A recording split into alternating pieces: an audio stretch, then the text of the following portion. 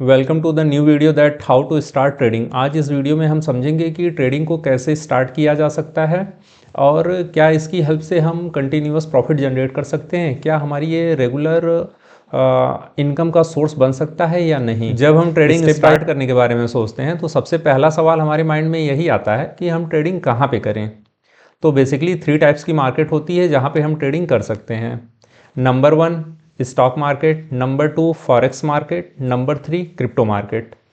चलिए तीनों को स्टेप बाय स्टेप समझते हैं। पहले बात करते हैं क्रिप्टो करेंसी की।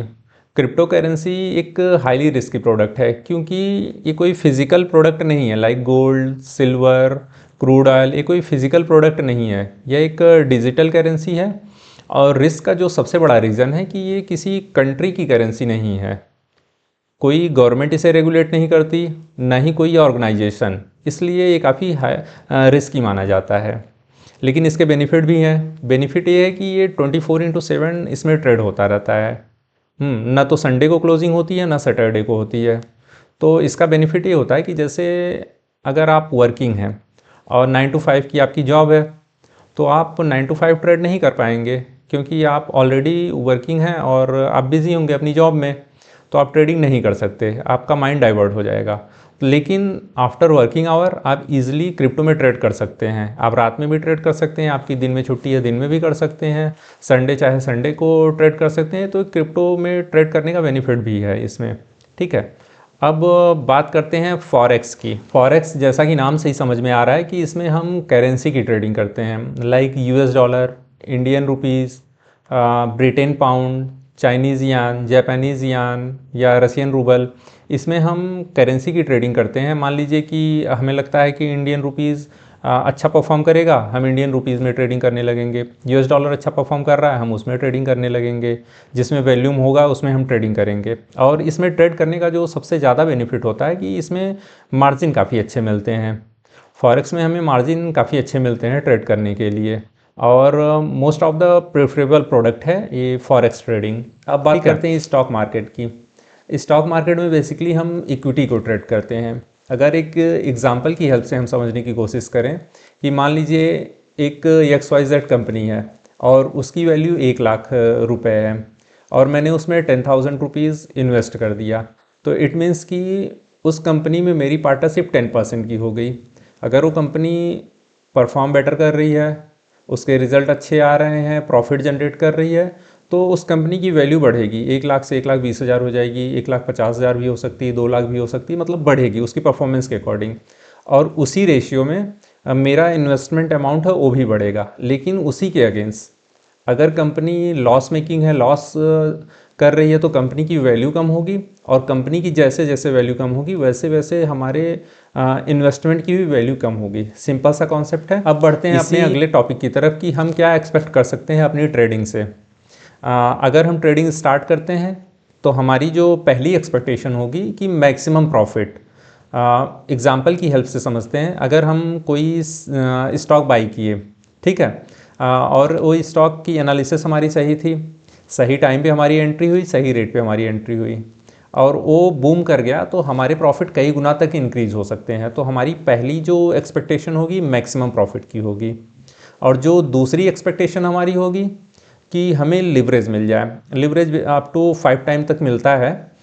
ये depend on broker to broker कि कौन सा ब्रोकर कितना प्रोवाइड करा रहा है। अब सपोज़ आपके पास 10,000 है, 10,000 रुपीज़ हैं इन्वेस्ट करने के लिए, बट आपको लगता है कि ये शेयर ऊपर जाएगा, अगर मेरे पास और पैसे होते तो मैं इसमें लगा देता, ठीक है।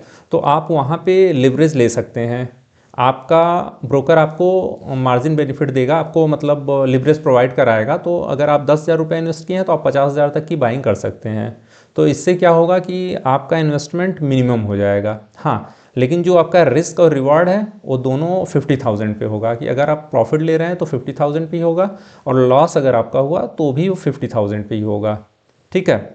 ये हमारी सेकेंड एक्सपेक्टेशन है। थर्ड एक्सपेक्टेशन हमारी है कि मिनिमम टाइम। अगर हम ट्रेडिंग में हैं, इन्वेस्टमेंट की बात नहीं कर रहा, अगर मैं ट्रेडिंग में हूँ और ट्रेडिंग में अगर हमें लग गया कि नहीं अब यहाँ से प्राइस बूम करने वाला है, हमने एंट्री की, प्राइस बूम किया, हम एग्जिट कर गए, विद इन 10 to 15 मिनट हमारी ट्रेड एग्जीक्यूट हो जाएगी, मतलब कंप्लीट हो जाएगी और हम प्रॉफिट लेके निकल जाएंगे। तो इसमें टाइम भी बहुत कम लगता है।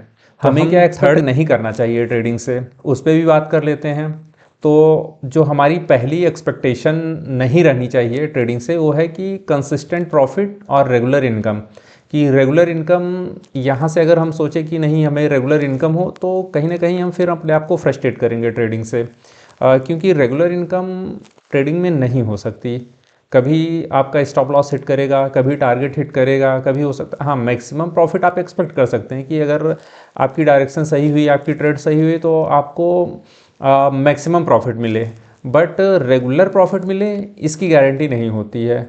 आपका स्टॉप लॉस भी ट्रिगर कर सकता है। हो सकता है कि आप बुलिश पोजीशन कैरी करके बैठे हो, मार्केट में कोई निगेटिव न्यूज़ आ गई, तो निगेटिव न्यूज़ आ गई तो मार्केट अचानक से नीचे चला आएगा, तो ऐसे में आपका स्टॉप लॉस ट्रिगर करेगा या तो बड़ा लॉस हो जाएगा।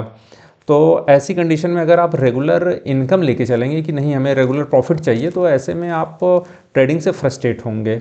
ठीक है। और जो हमारी दूसरी एक्सपेक्टेशन है कि बिगनिंग में ही हम इसे फुल टाइम ट्रेडिंग ना बनाएं। बिगनिंग में अगर हम एक्सपेक्ट कर लिए कि नहीं हम इसे full time as a trading लेके चलेंगे प्रोफेशन, तो इसमें फिर हम फ्रस्ट्रेट होंगे, क्योंकि यह एक टाइम टेकिंग प्रोसेस है। साल 2 साल 3 साल लग जाते हैं सीखने में। जैसे जैसे आपकी मैच्योरिटी आती जाएगी लर्निंग में, वैसे आपकी प्रॉफिट की कंसिस्टेंसी बढ़ती जाएगी। आपके लॉसेस कम होंगे, प्रॉफिट ज़्यादा होंगे। लेकिन आप शुरुआत से ही सोचो कि नहीं हम रोज़ के 10,000 5,000 रुपये लेके निकलेंगे, तो फिर कहीं ना कहीं आप अपने आप से एक रॉन्ग कमिटमेंट करेंगे। तो हमें ये 2 एक्सपेक्टेशन नहीं रखनी चाहिए अपनी ट्रेडिंग से। अब अभी तक हमने डिस्कस किया कि हमें ट्रेडिंग कहाँ पे करनी है और ट्रेडिंग से हमें एक्सपेक्टेशन क्या क्या करनी चाहिए। अब बात करते हैं कि हमें ट्रेडिंग के लिए अकाउंट कहाँ पे ओपन करवाना चाहिए, उसके क्या क्या पैरामीटर्स होने चाहिए। कि अगर हम कोई ब्रोकरेज चूज़ करते हैं कि नहीं हमें डीमेट अकाउंट अपना इस ब्रोकर के पास ओपन करवाना है, तो उसके क्या क्या पैरामीटर्स होने चाहिए। तो टोटल मैंने 4 पैरामीटर कैटेगराइज किए हैं, 1 बाय 1 डिस्कस करते हैं। पहला है रिलायबिलिटी। तो जैसे कि हम कोई ब्रोकर चूज़ कर रहे हैं तो रिलायबल कितना है। रिलायबिलिटी का बेस होगा कि उसके पास कस्टमर कितने हैं, कंप्लेन हैंडलिंग कैसी है, कितनी कंप्लेंट्स उसके पास आती हैं, और जो उसका ट्रेडिंग प्लेटफॉर्म है वो कैसा वर्क करता है। पता चला कि मार्केट में रैली आ गई, या तो अप साइड की या तो डाउन साइड की, और हमारे ऑर्डर ही नहीं एग्जीक्यूट हो रहे हैं, तो ऐसे ट्रेडर से हम दूर रहेंगे। हम इन सारे पैरामीटर्स पे ही अपना ट्रेडिंग अकाउंट ओपन करवाएंगे।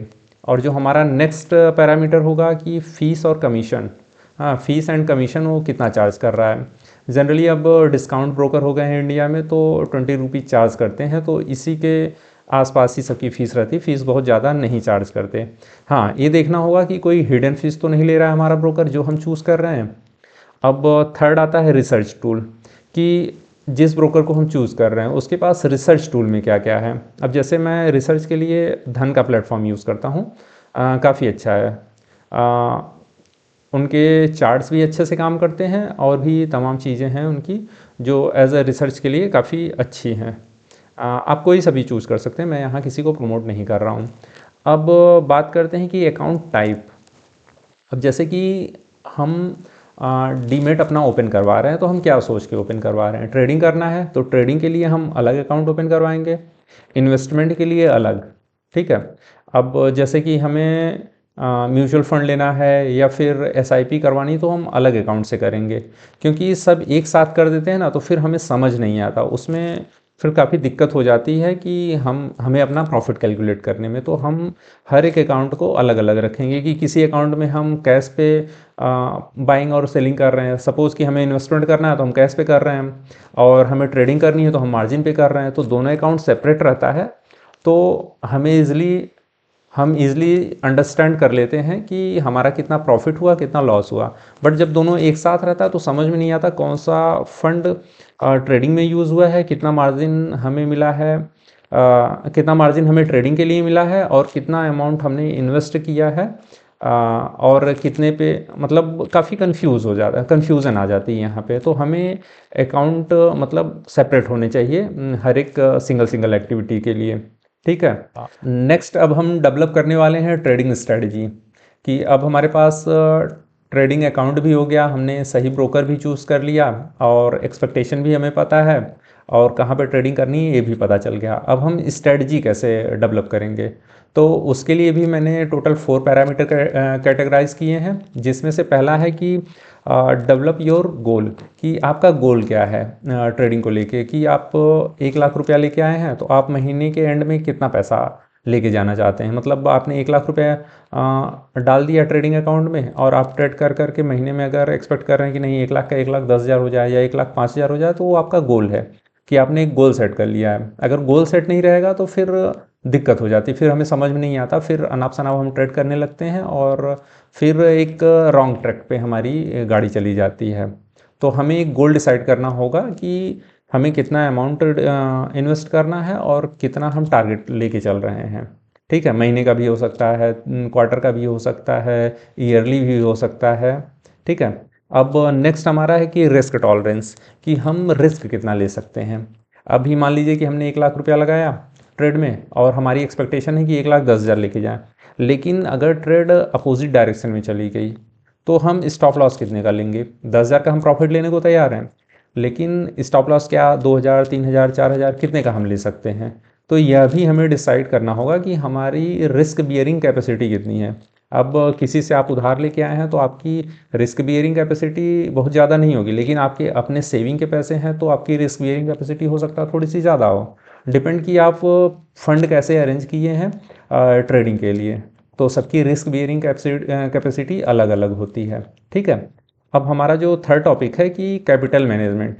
अगर आपने 1 लाख रुपया ट्रेडिंग अकाउंट में डाल दिया है कि हमें 1 लाख रुपए से ट्रेड करनी है, तो उस कैपिटल को आप कैसे मैनेज करेंगे।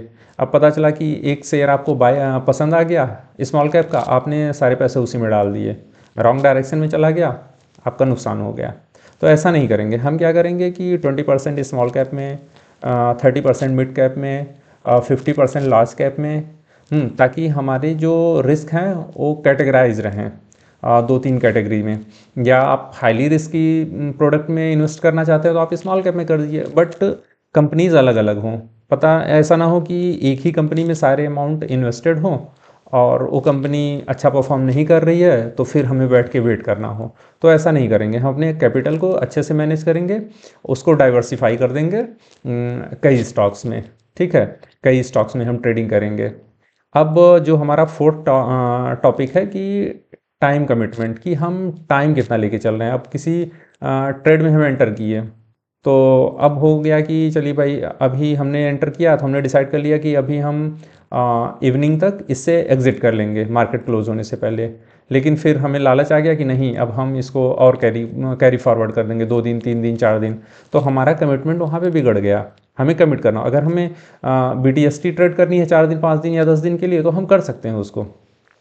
लेकिन अगर आपने डिसाइड किया कि नहीं हमें आज ही ये ट्रेड को एग्ज़िट कर लेना है तो आप एग्ज़िट कर लीजिए, उसमें कमिटेड रहिए। अदरवाइज़ वो रूल के अगेंस्ट चला जाता है तो फिर कहीं ना कहीं वो आपका डिसिप्लिन आपको फिर नुकसान पहुंचाएगा अगर आप अपने डिसिप्लिन को ब्रेक करेंगे तो। ठीक है, अभी तो हमने ट्रेडिंग स्ट्रेटजीज़ के बारे में समझा, अभी हम बात करेंगे रिस्क मैनेजमेंट की, कि हम कैसे रिस्क को मैनेज करें। सपोज़ हमें 1 लाख की ट्रेड लेनी है, ठीक है, और हमने डिसाइड किया कि हम 10,000 इसमें से प्रॉफिट लेके जाएंगे, मतलब 1 लाख का 1,10,000 बना के जाएंगे। तो हमें स्टॉप लॉस भी तो सेट करना पड़ेगा, स्टॉप लॉस भी तो लेना पड़ेगा कि इसमें से हमें 5,000 स्टॉप लॉस लेंगे तभी तो हम 10,000 का प्रॉफिट ले पाएंगे। पता चला कि मार्केट नीचे जा रही है, हम वहीं से एग्जिट कर लिए, कि 500 रुपये भी लॉस में नहीं पहुंचा, हम एग्जिट कर लिए और प्रॉफिट चाहिए हमें 10,000। तो हमें एक प्रॉपर स्टॉप लॉस मतलब रिस्क और रिवॉर्ड के अकॉर्डिंग हमें स्टॉप लॉस सेट करना पड़ेगा। ठीक है, और सेकंड जो हमारा है कि डाइवर्सिफाई और portfolio, large cap, mid cap, small cap में आप डाइवर्सिफाई कर सकते हैं। स्मॉल कैप हाईली रिस्की होता है, कभी पता चला कि मार्केट बहुत तेज़ी से डाउन जाने लग गई तो पता चला कि आपको बायर ही नहीं मिल रहे हैं। अब अगर आपको बायर नहीं मिलेंगे तो आपने जो शेयर बाई कर रखा है उसे आप सेल किसको करोगे। तो इसमें हम बहुत ही मिनिमम अमाउंट इन्वेस्ट करेंगे, हो सके तो नहीं ही करेंगे शुरुआत में। ठीक है, मिड कैप, इसमें बायर होते हैं, बायर और सेलर, लेकिन बहुत कम होते हैं, क्योंकि अगर प्राइस तेज़ी से नीचे जाने लग गया तो कोई सेलर मिलेगा ही नहीं, एग्जिट आप कर ही नहीं पाएंगे। तो ऐसे में लार्ज कैप थोड़ा ज़्यादा सेफ होता है। लार्ज कैप में वैल्यूम भी होता है, बायर भी होते हैं, सेलर्स भी होते हैं, सब कुछ होता है, तो लार्ज कैप ज़्यादा सेफ होता है, इसलिए हमारा अमाउंट ज़्यादातर लार्ज कैप में ही होना चाहिए। ठीक है, अब नेक्स्ट हम बात करेंगे कि पोजीशन साइज़, कि हम कितना साइज़, अगर हमारे पास 1 लाख रुपया है तो हम कितना कितना अमाउंट किस किस स्टॉक को दे रहे हैं। स्टॉक जैसे हमने स्मॉल कैप चूज़ किया, ठीक है, तो जो स्टॉक हमने चूज़ किया उसकी परफॉर्मेंस क्या है, उसके ट्रैक रिकॉर्ड के अकॉर्डिंग हम उसमें अमाउंट इन्वेस्ट करेंगे। लार्ज कैप में चूज़ किया तो उसके अकॉर्डिंग, अब जैसे हम आईटीसी चूज़ करते हैं तो वो अलग तरीके से स्टॉक बिहेव करता है, और अगर हम रिलायंस चूज़ करते हैं तो वो अलग तरीके से बिहेव करता है। तो दोनों में हम अलग अलग अमाउंट इन्वेस्ट करेंगे, दोनों को हम सेम कैटेगरी में नहीं रख सकते। तो हमें अपना पोर्टफोलियो डाइवर्सिफाई करना पड़ेगा ताकि हम रिस्क को टॉलरेट कर पाएँ, ठीक है। अब हम नेक्स्ट अब हम प्रैक्टिस करेंगे डेमो अकाउंट से। हालांकि हमने रियल अकाउंट ओपन करवा लिया ब्रोकर के पास, बट अभी हम रियल अकाउंट से ट्रेड नहीं करेंगे।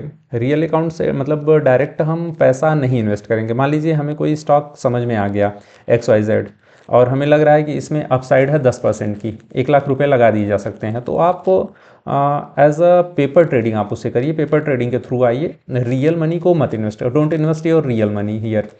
शुरुआत में आप रियल मनी को नहीं इन्वेस्ट करेंगे। आप जस्ट एक इमेजिन कर लीजिए कि मैं 1 लाख रुपए इसमें लगाया होता तो क्या हुआ होता।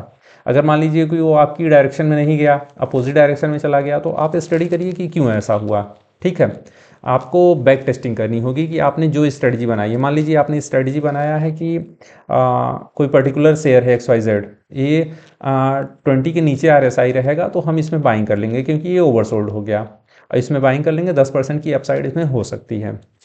तो उसे हम 6 महीना, 1 साल, 3 साल तक भी हम पीछे जाके उसको बैक टेस्ट करेंगे कि जब जब RSI 20 के नीचे था तो इसने कैसे परफॉर्म किया। तो बैक टेस्टिंग करेंगे, उसके बिहाफ पे हम डेमो ट्रेडिंग करेंगे, और उससे हम अपने प्रॉफिट और लॉस को कैलकुलेट करेंगे कि हम कितने टाइम तक इसमें सही होते हैं और कितने टाइम तक गलत। अगर आपकी एक्यूरेसी 60% आ रही है तो रियल टाइम फ्रेम पे आपकी एक्यूरेसी 45 और 50% के बीच रहेगी, ठीक है, क्योंकि वहाँ पे आपकी साइकोलॉजी इन्वॉल्व होती है, ठीक है, और डेमो अकाउंट में नहीं होता है। थर्ड हम क्या करेंगे कि डेवलप और डिसिप्लिन। अगर हमने कोई ट्रेड लिया है, ठीक है, डेमो अकाउंट की मैं बात कर रहा हूँ, रियल में नहीं, कि अगर हमने कोई स्टॉक बाई किया और उसे हमने सोचा कि अभी इसको 2 घंटे में हम एग्ज़िट कर लेंगे, ठीक है, लेकिन हमारा प्रॉफिट बढ़ने लग गया और भी मार्केट ऊपर जाने लग गई, हम वहीं पे बैठे हैं, हमारे अंदर ग्रीड आ गया। तो ऐसा नहीं होना चाहिए। अगर हमने सोच लिया कि यहाँ पे हमारा अगर 5% हमारा टारगेट अचीव हो जाएगा तो हम एग्जिट कर लेंगे, तो मतलब एग्जिट कर लेंगे। सेम कंडीशन स्टॉप लॉस में, कि हमने 2% का स्टॉप लॉस सेट किया है तो हम ये नहीं कहेंगे कि और नीचे शायद ऊपर आ जाए, शायद ऊपर आ जाए, और नीचे जाने देंगे। उसी चक्कर में पता चला कि 7% नीचे चला गया, 8% नीचे चला गया, तो ऐसा नहीं करेंगे। जो डिसिप्लिन हमने बनाया अपनी ट्रेडिंग के लिए, हम उसी पे कायम रहेंगे और उसी डिसिप्लिन के साथ हम अपनी ट्रेडिंग जर्नी को कंटिन्यू करेंगे। अब नेक्स्ट हम बात करते हैं लर्निंग की, कि हमें लर्निंग भी ज़रूरी है। ऐसा नहीं कि हम ट्रेडिंग में आए तो जस्ट प्रैक्टिस करके आते हैं। एक क्रिकेट मैच नहीं कि जस्ट प्रैक्टिस करते रहें और एक दिन पॉलिश कर लेंगे, प्रैक्टिस सही हो जाए। इसमें हमें लर्निंग भी ज़रूरी है। हमें फाइनेंशियल न्यूज़ भी पढ़ना है, हमें यूट्यूबिंग भी करनी होगी, क्योंकि नई चीज़ें जनरली हमें यूट्यूब पे मिल ही जाती हैं, डेली अपडेट होता रहता है, तो हमें यूट्यूब वीडियो भी देखना होगा।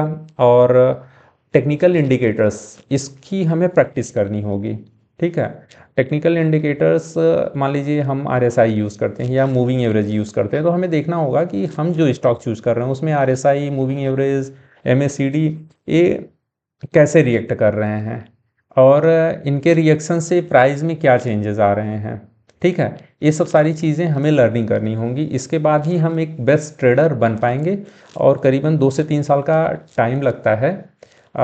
इसके बाद ही हम अपने आप को एक बेस्ट ट्रेडर की कैटेगरी में डाल सकते हैं। लेकिन इंस्टेंट हम सोचे कि नहीं, हम 2, 4, 6 महीने में ही बहुत अच्छा प्रॉफिट जनरेट करने लगेंगे, तो ऐसा नहीं होता। उसमें फिर हम अपने आप को फ्रस्ट्रेट करते हैं ट्रेडिंग से, और फिर कहते हैं कि ये तो सट्टा बाजार है, ठीक है।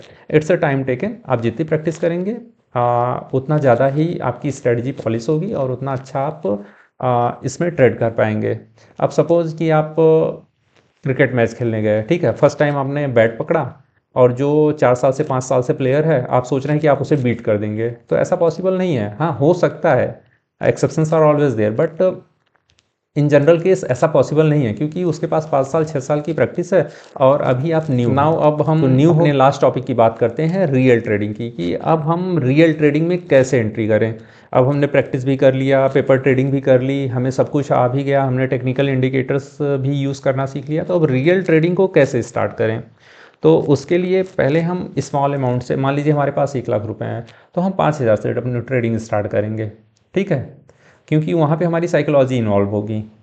तो अब जैसे पेपर ट्रेडिंग में हम 1 लाख 2 लाख 1 करोड़ से भी कर लेते थे, लेकिन रियल में हम 5,000 से स्टार्ट करेंगे, 10,000 से स्टार्ट करेंगे और फिर देखेंगे कि हमारा जो रियल मनी है वो कितना रियल मनी जनरेट कर रहा है, ठीक है। स्मॉल अमाउंट से स्टार्ट करेंगे और अब ऐसा नहीं कि हम पेपर ट्रेडिंग में कोई और स्ट्रेटजी यूज़ कर रहे थे और यहाँ लालच में आके किसी की एडवाइस पे, किसी की सजेशन पे हमने कुछ और ही बाई कर लिया, ठीक है। हमने जो बैक टेस्ट किया है, जिस पे पेपर ट्रेडिंग की है, हम उसी स्ट्रेटजी पे आगे बाई और सेल करेंगे। अब थर्ड पे हमारा बात करें कि डिसिप्लिन की जो हमने बात की कि डिसिप्लिन होना चाहिए कि हमें अगर एक पर्टिकुलर टारगेट लिया है कि 5% हमारा प्रॉफिट होना चाहिए, तो 5% का हम प्रॉफिट लेके चल सकते हैं, लेकिन 2% का स्टॉप लॉस, ये दोनों हमें लेना होगा, आइदर स्टॉप लॉस और टारगेट।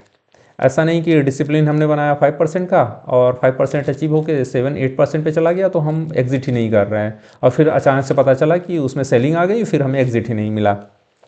तो ऐसा नहीं करेंगे, हमने जो डिसिप्लिन बनाया है उसी के अकॉर्डिंग ट्रेड करेंगे। अब नेक्स्ट बात करते हैं यूज़ योर टेक्निकल इंडिकेटर। तो टेक्निकल इंडिकेटर के बिना ट्रेडिंग तो पॉसिबल नहीं है क्योंकि ट्रेडिंग बेस्ड ही होती है टेक्निकल इंडिकेटर से। तो टेक्निकल इंडिकेटर में आप RSI यूज़ कर सकते हैं, मूविंग एवरेज यूज़ कर सकते हैं, MACD यूज़ कर सकते हैं, ट्रेंड लाइन्स यूज़ कर सकते हैं। तो तमाम टेक्निकल इंडिकेटर्स होते हैं, आप उसको यूज़ कर सकते हैं इसमें। और टेक्निकल इंडिकेटर्स के हेल्प से आप एक अच्छी ट्रेड भी ले पाएंगे और उसी के बेस पे हमारी बैक टेस्टिंग भी होती है। अब ये 5वां हमारा सबसे इम्पॉर्टेंट टॉपिक है कि focus on process not on profit, कि हमें प्रॉफिट पे नहीं फोकस करना है। हम आए हैं तो पहले हम प्रोसेस पे, अब जैसे हमने रियल मनी इन्वेस्ट करना स्टार्ट कर दिया, ठीक है, हमने ट्रेड करना स्टार्ट कर दिया रियल मनी से, तो अब हम जो प्रोसेस बनाए हैं, जो टेक्निकल इंडिकेटर्स बनाए हैं, जो स्ट्रेटजी हमने बैक टेस्ट की है, उसी स्ट्रेटजी के बेस पे हम प्रोसेस करेंगे अपनी स्ट्रेटजीज़ को, ठीक है। और हम प्रॉफिट पे नहीं फोकस करेंगे कि नहीं हमें रोज़ 5,000 चाहिए, रोज़ 10,000 चाहिए, रोज़ 2,000 चाहिए, ऐसा नहीं करेंगे। हम शुरुआत करेंगे प्रोसेस से और धीरे धीरे जब प्रोसेस हमारा सही हो जाएगा तो प्रॉफिट अपने आप आने लगेगा, ठीक है। अब अपने लास्ट टॉपिक की बात करते हैं, इंक्रीज अमाउंट। अब ये सब सारी चीज़ें हो गई तो अब हम अपना अमाउंट इंक्रीज़ कर सकते हैं 5,000 से 10,000, 15,000, 20,000, 1 लाख रुपए तक, मतलब जैसे हो आप धीरे धीरे अमाउंट आप अपना इंक्रीज़ करते रहेंगे। आज हमने सीखा कि कैसे बिगिनिंग से हम ट्रेडिंग स्टार्ट कर सकते हैं। वीडियो अच्छा लगा हो तो लाइक एंड सब्सक्राइब करें। नेक्स्ट वीडियो में